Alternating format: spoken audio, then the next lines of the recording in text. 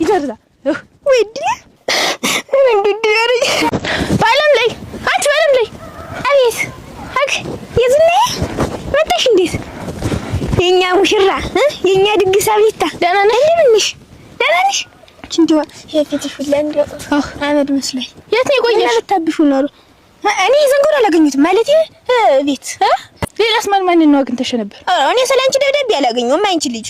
ራሽን አረጋዩ ሳይ የሚያስቀበጥርሽ ምን ያገ እየሰራሽ ዛሬ አታሺ ባለም ላይ አቺ እውነቴን ነው አረግ